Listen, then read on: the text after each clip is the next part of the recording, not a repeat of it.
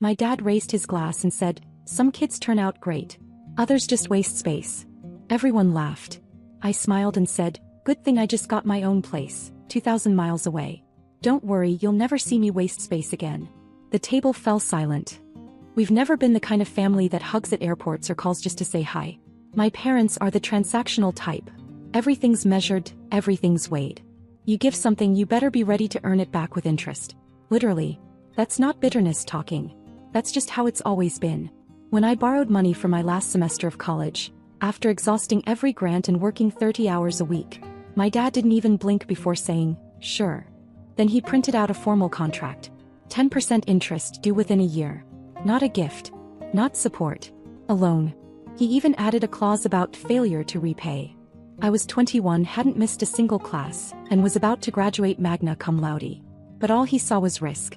Meanwhile, Qley, my younger sister, flunked out her first year, came home, stayed rent-free, wrecked her car, and got a brand new one the same week. No contracts. No lectures. Just hugs, dinners, and we all make mistakes. That's the dynamic. Always has been. So when her wedding rolled around, I was already halfway packed to leave for good. New job. New state. 2,000 miles away. I hadn't told anyone yet. Not even Mia, my cousin, the only one who ever really treated me like a person and not a walking disappointment. I figured I'd survive the weekend, smile in the pictures, and disappear. The wedding was at this upscale country club outside of Indianapolis. The kind of place where the bread is warm, the waiters wear gloves, and everything smells like money. Qley looked perfect, of course. Like she always does. Her new husband came from one of those families that uses summer as a verb. They had 3 open bars and a photo booth shaped like a greenhouse. Even the napkins had their initials embroidered on them. I sat at the family table. My dad, my mom, 2 of Qley's new in-laws, and a few other relatives I hadn't seen since Grandma's funeral. Everyone was laughing, drinking, reminiscing about childhood memories that I swear were from a different house than the one I grew up in. The whole time my dad barely looked at me. Just the usual passive glances. Like I was some co-worker's +1. Dinner was winding down when he stood up with a glass of champagne and tapped it with a fork. Everyone hushed. Qley and her husband smiled, expecting something sentimental. He started with the usual. Love is hard work, he's proud, he hopes they'll be happy. Then he glanced around the table and added, "Some kids turn out great. Others just waste space." They all laughed. I mean it. Laughed. Like it was a clever line from a sitcom. Even Qley tilted her head and giggled. I watched my mother sip her wine without blinking. I just smiled. Picked up my glass, looked right at him and said, "Good thing I just got my own place, 2,000 miles away. Don't worry, you'll never see me waste space again." And just like that, the table fell silent. The laughter choked off mid-breath. You could hear the clink of glasses 2 tables over. No one said a word. Not Qley. Not my mom. Not even my dad. I stood up, grabbed my purse, told them congratulations, and left. No one followed me. No text. No call. Not even from Mia. I went back to the hotel, packed everything that night, and booked an earlier flight. I didn't even wait for the next morning. I just wanted out. But the truth is, I didn't cry. I didn't even feel angry. I felt something I hadn't felt around them in years. I felt free. And that freedom, it was just the start. Because I had a plan. I wasn't going to yell or argue or try to prove anything anymore. I was going to win, beautifully, quietly, and so far out of reach that they wouldn't even be able to hate watch my life properly. They wouldn't see it coming. The day after the wedding, I sent my dad the final loan payment. I still remember the balance down to the dollar. $3,362.18. He kept track of every cent. I had 2. I paid it through the transfer app he made me download back when I first asked for the money. I didn't say thank you. I didn't say anything at all. I just attached a note that said, "As agreed." He never responded.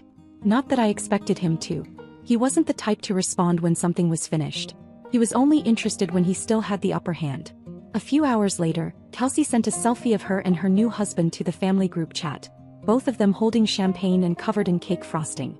She captioned it, "Best night ever, red heart," like it hadn't ended with her sister publicly disowning everyone at the table. Then my mom added, "We're so proud of you too. What a perfect start to a beautiful life together." And then came the gifts. Hearts, sparkles, clapping hands. Not a single word about what had happened. It was like they all agreed to pretend I'd never spoken. Like if they ignored it long enough, it wouldn't matter. And maybe that worked on Qley. But not on me. Because I knew what came next. They wouldn't talk about it. They'd just try to shift things back to normal and make me feel like the unstable one. That was always the pattern. I'd get upset, they'd act like it never happened, and then if I brought it up again I was being too sensitive or holding on to things. This time I didn't give them the chance. When my mom called 2 days later I let it ring. Then she called again. Then again. The third time I picked up she skipped right past hello and went into full concern mode. She asked if I was okay, if I needed anything, if something had happened at the wedding. I told her I was fine. Work was busy. Everything was normal. I didn't give her a single opening. She paused like she was waiting for me to say more. I didn't. Then came the guilt lines, the old ones I'd heard 100 times. You know your father didn't mean that the way it sounded. You have to understand he's from a different generation. We've always tried to support you in our own way. Support. That word again. Their version of support came with interest rates and sarcasm. It came with conditions, with reminders of how lucky I was, with lectures about how real life isn't easy. Their version of support always felt more like being handed a life jacket after they pushed me in. I said I had a meeting and hung up. After that, I made a decision. No more arguing. No more trying to explain how they made me feel. That was the trap. That's how they kept me in it. Reacting, justifying, waiting for a different response that never came. So I started planning. Quietly. I created a folder on my laptop called Event Stuff in case anyone asked. Inside it were resumes, job leads, a growing spreadsheet with cities I could start over in. Portland, Boulder, Flagstaff, Asheville. All at least 1,000 miles away. I made lists, cost of living, job markets, climate, distance from Indiana. I started selling things piece by piece. Books, clothes, kitchen gadgets. I posted them online under a fake name so no one would recognize it. When Kelsey asked why I was getting rid of so much, I said I was downsizing. She laughed and said, "That's such a you thing to do." I made it a game. Every time someone treated me like I was a burden, I'd put more money in my escape fund. Every awkward dinner, $20. Every passive-aggressive comment from my mom, $50.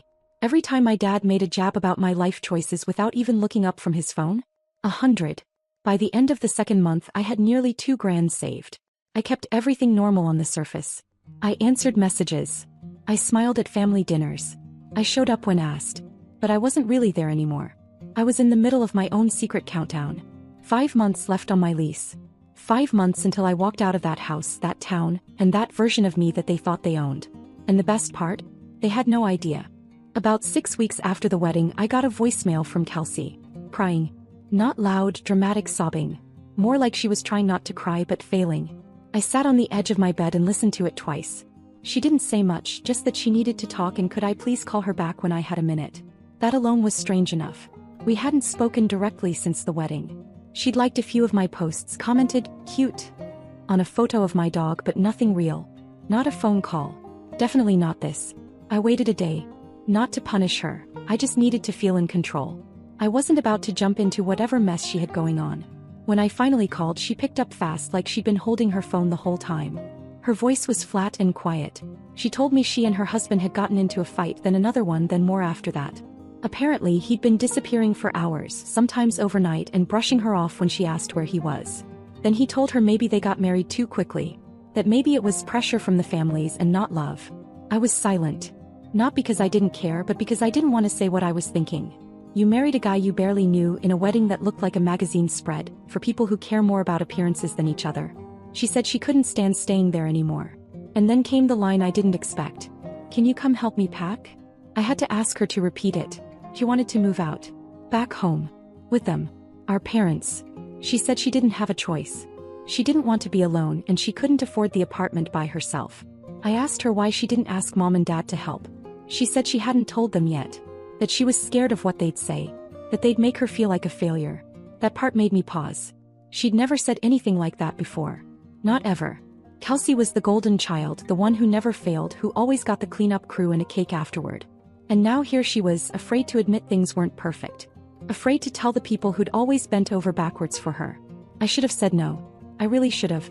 But something in her voice sounded too familiar. Like me 2 years ago when I needed help and didn't know who to call. So I told her I'd come. When I showed up, she was sitting on the floor in a sweatshirt that used to be mine. The apartment was too clean, like she hadn't really lived in it. Half the cabinets were still empty. Her wedding photos were stacked in a pile on the coffee table, still in their envelope. We packed in silence for a while. I didn't ask questions. I didn't say anything about her husband. But halfway through, as she was folding a dress she never even wore, she said it. "You were right to get out. She didn't look at me when she said it. Didn't explain. Just kept folding. I nodded but didn't answer.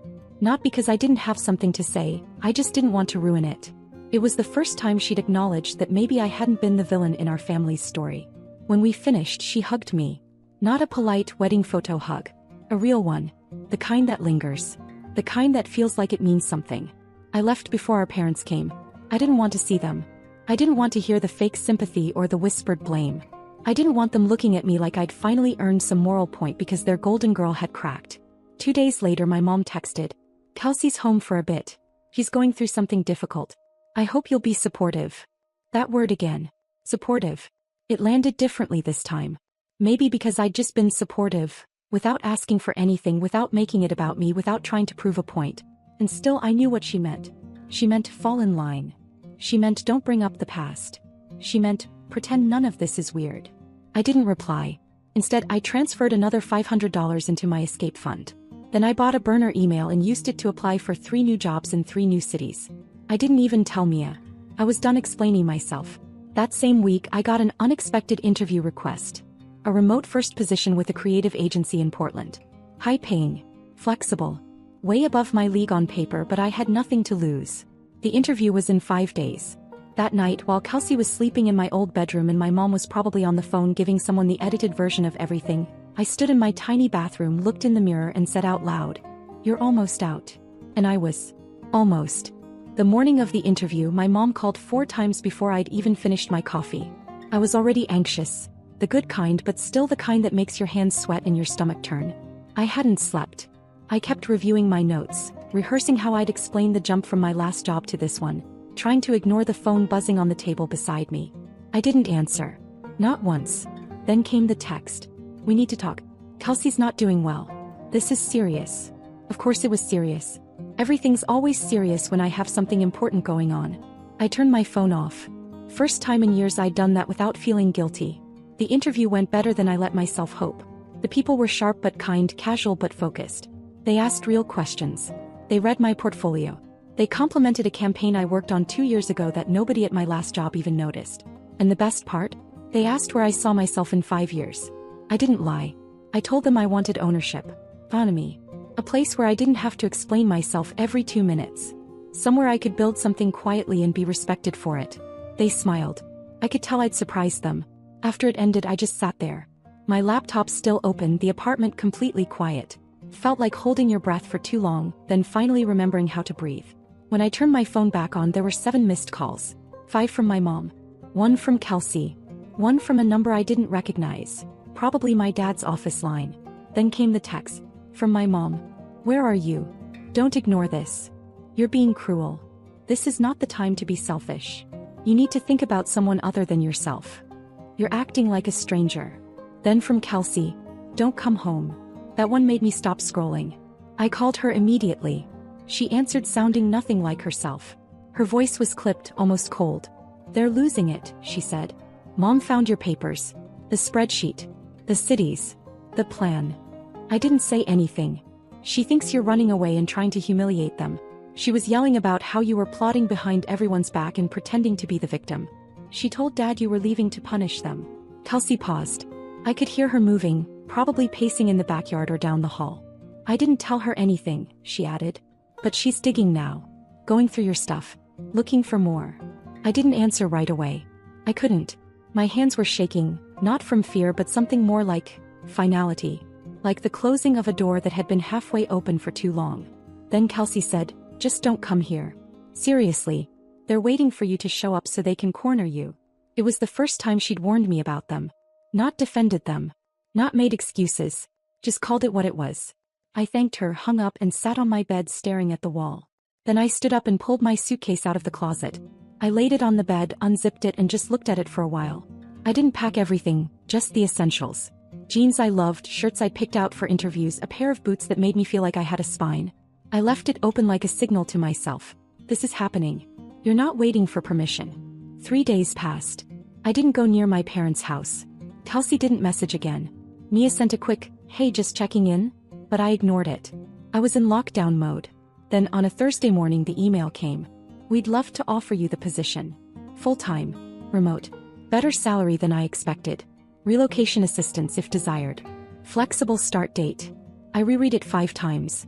Not because I couldn't believe it, but because I could. And then I did something I hadn't done in years. I celebrated alone. I walked to a nearby cafe, ordered a piece of cake I couldn't afford and sat at a window table with a pen. I opened my planner and circled a date 5 weeks out. In red, big, bold. That would be the day. The day I'd leave. For good. They didn't know it yet, but I'd already started erasing my footprints. Canceling subscriptions. Changing mailing addresses. Setting up a new number. Backing up photos and wiping devices. It was slow, deliberate, satisfying. But before I vanished, I had one last thing I needed to do. A final piece of closure. Not loud. Not dramatic.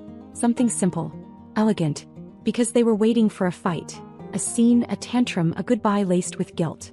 But I wasn't giving them any of that. I was going to leave behind exactly what they feared most. A goodbye they couldn't respond to. The thing about disappearing is, it doesn't happen all at once. People imagine it like one big moment.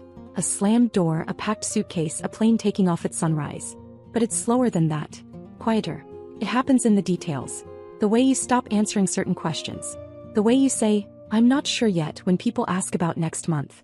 The way you change little by little until the person they knew doesn't live here anymore. I had 5 weeks between the job offer and my flight. I used every single day like it was part of a blueprint. I cleared my apartment of anything that connected me to my old life.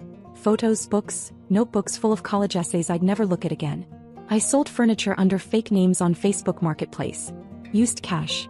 Told people I was redecorating. I shut down my old accounts. Changed passwords to random strings of characters I wouldn't remember. Set up a new phone number with an area code from a different state. I even bought a cheap laptop, wiped it clean and left the old one in a donation bin without a charger. I wasn't scared of being found. I just didn't want to leave a trail for them to follow out of habit. I told no one. Not Mia, not Kelsey, not even the few work friends I tolerated. When they asked why I was cleaning out my apartment, I said I was subletting for the summer. When they asked why I was quiet lately, I said I was taking a break from everything. They believed me. I moved out 2 days early. Paid the last month of rent and left the keys on the kitchen counter like it was nothing. I didn't take photos. Didn't look back at the doorway or the windows I used to stare out of at night. I walked out like I was just going to the store. I spent the last 2 nights at a short-term rental under a fake name I'd been using for job applications. I ate takeout, double-checked my bank accounts, printed the flight itinerary twice and laid out everything I was taking on the bed. 1 suitcase, 1 carry-on, a folder of documents and a sealed envelope. The envelope was for them. I wrote the letter that night. Not long. Just enough. You were right, I was wasting space. But not anymore. No forwarding address. No new number. No invitation. I've stopped expecting anything from you. Please return the favor. I didn't sign it. I sealed it, addressed it to the house I grew up in and dropped it in their mailbox at 2:12 a.m. The street was silent. Porch lights still on, like they were expecting a ghost to show up and beg for one more conversation. I didn't even slow the car. I just drove past, opened the window and let the envelope slip in like a message in a bottle. The airport was a blur. Red-eye flight. Half asleep passengers. Rain on the windows. I had my hood up and earbuds in the whole time. No music playing, just silence. The kind I liked. When I landed in Portland, the sky was gray, but it didn't feel gloomy. It felt clean. Like a reset button no one else had touched. The apartment I rented was small, older, but full of light. The kitchen was ugly in the best way. Yellow tiles and creaky drawers. I loved it. I unpacked in silence, hung my jackets in the closet, put my toothbrush by the sink, and stood in the middle of the empty living room just breathing. Then I turned my old phone off for good. I took out the SIM card, snapped it in half and dropped it in a trash bin on the corner of some unfamiliar street. The phone itself I left on a park bench near the river. Let someone else give it a second life. That was it. The last thread. No social media. No phone. No friends of friends who could just check in. I was gone. I started my new job the following Monday. No one asked about my past. No one cared what my dad thought of me. No one joked about wasted space. They just showed me where the coffee was and asked if I preferred Slack or email. I chose email. I hadn't heard a word from anyone back home. But I knew that wouldn't last. And sure enough, karma showed up exactly the way I hoped it would. But it didn't come to me directly. It came through someone else. Someone I didn't expect. I never wanted a spectacle. No raised voices. No grand speeches. Just absence. My most powerful argument. Let them fill the silence with their own noise. Weeks after I left, there was nothing. No texts, no missed calls, no desperate emails about family, home, or, how could you leave us like that? That was the plan. Don't give them a crack to creep in. Then one evening, nearly 2 months in, a message landed in my inbox from someone named Lisa Harper.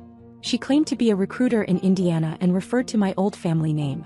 Something about reconnecting and updating contact info. My heart jerked. I didn't respond. A few days later came a PDF, a scanned page from a local business journal back in my hometown. The headline read, Pierce Enterprise Collapses, Father Faces Insolvency. It described how my dad's modest construction business had defaulted, creditors were calling and foreclosures were looming. Some of the names were slightly changed, but any old neighbor would recognize. I stared at it for hours. Strange how small-town rumors turn into public records. I didn't smile. I didn't gloat. I just felt confirmation. The cage they held me in was collapsing around them. Then, through a mutual contact, I learned Kelsey had quietly moved out again. Her temporary housing with our parents lasted barely a year. People in my hometown whispered about late-night moving vans, discarded furniture, whispered apologies in hushed voices. The house I grew up in was listed for sale. Mia, bless her, tried once more. A message, I still love you. If you ever want back in, I'll be there. I saved it for a moment and then deleted it. I didn't need proof she was sorry. I just needed peace. One night I remembered the card I left in their mailbox. That blank and signed message. I pictured my dad pulling it out, reading those words. You were right, I was wasting space. But not anymore. And then nothing. No reply. No apology. Just the echo of silence. I have changed. I haven't become someone unkind. I've become someone stronger. I moved through shadows, undetected. I planted new roots in this city that didn't know me. Made new friendships. Took a job where they don't know my family name. In some places I erased it altogether. But the echoes followed. Not in texts or calls but in stories. In neighbors talking. In bankruptcy notices. In the house that emptied one room at a time until someone else lived in it. In Kelsey's silence when her name came up in conversation. A few times I caught my reflection. Fewer reminders of who I was. I no longer flinch when someone says family. I smile when someone says future. I choose boundaries now. They thought I was wasting space. They thought my exit would feel like a defeat. They thought silence would force me back. Instead, I created a new language with absence. A life built on my terms. And watched from afar as the ground beneath them cracked. Because I didn't waste space. I made room. I didn't leave behind a home. I left behind a prison. And from here I'm building a life no one can break into.